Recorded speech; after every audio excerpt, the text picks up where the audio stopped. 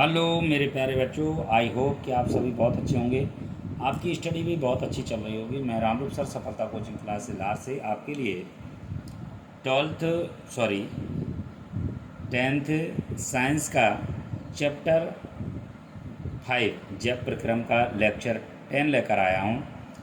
Lecture 9 में मैंने question क्रमांक 60वां अपलोड किया था, मनुष्य में कार्बोहाइड्रेट, प्रोटीन एवं वसा का पाचन।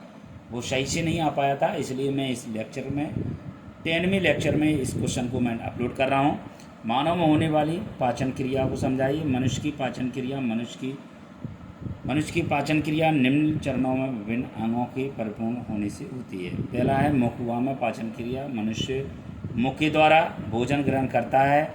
मुख में स्थित दांत भोजन के कणों को चबाती हैं, जिससे भोजन पदार्थ छोटे छोटे कणों में विभक्त हो जाता है। लार ग्रंथियों से निकली लार भोजन में अच्छी तरह मिल जाती है। लार में उपस्थित एंजाइम भोज्य पदार्थों में उपस्थित मंड को शर्करा में बदल देता है। भोजन को चिकना और लुगदीदार बना देता है, जिससे भोजन ग्रिष्का में होकर आसानी से आमाशय में पहुंच जाता है।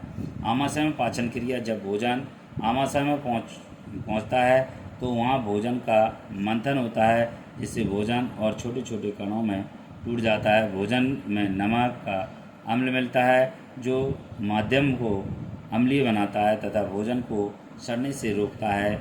आमाशयी पाचक रस में उपस्थित एंजाइम प्रोटीन को छोटे छोटे अणुओं में तोड़ देते हैं। ग्रहणी में पाचन। आमाशय में पाचन के बाद जब भोजन ग्रहणी में पहुंचता है तो यकृत से आया पितरस भोजन से अभिक्रिया करके वसा का वशीकरण कर देता है तथा माध्यम को क्षारीय बनाता है, जिससे आमाशय से आए पाचक रस में उपस्थित एंजाइम क्रियाशील हो जाते हैं और ये भोजन में उपस्थित प्रोटीन, कार्बोहाइड्रेट एवं वसा का पाचन कर देते हैं। इसके बाद आपका देखिए एक और पॉइंट में आपका देखिए क्या है, क्षुद्रांत में पाचन। तो देखिए क्षुद्रांत में पाचन क्या हो रहा है, समझिए आप। ग्रहणी में पाचन के बाद जब भोजन क्षुद्रांत में पहुंचता है तो वहां आंतरिक रस में उपस्थित एंजाइम बचे हुए उपचयित प्रोटीन, कार्बोहाइड्रेट तथा वसा का पाचन कर देते हैं। अन्न की विलाई द्वारा पचे हुए भोजन का अवशोषण कर लिया जाता है तथा अवशोषित भोजन रक्त में पहुंचा दिया जाता है। क्वेश्चन क्रमांक 61वां देखिए आप। जाइलम एवं फ्लोएम में अंतर। जाइलम जड़ों द्वारा अवशोषित जल एवं खनिजों की पत्तियों तक पहुंचाते हैं और फ्लोएम क्या करता है, फ्लोएम पत्तियों द्वारा निर्मित खाद्य पदार्थों का परिवहन विभिन्न भागों तक करते हैं। आगे देखिए, यह मृत ऊतकों में होता है, यह सजीव ऊतकों में होता है। इन ऊतकों में कंडटंग या ट्यूबल्स होते हैं। इन ऊतकों में चलनी या नलिकाएँ होती हैं। इनकी दीवारें बहुत मोटी होती हैं, इनकी दीवारें बहुत कम मोटी होती हैं।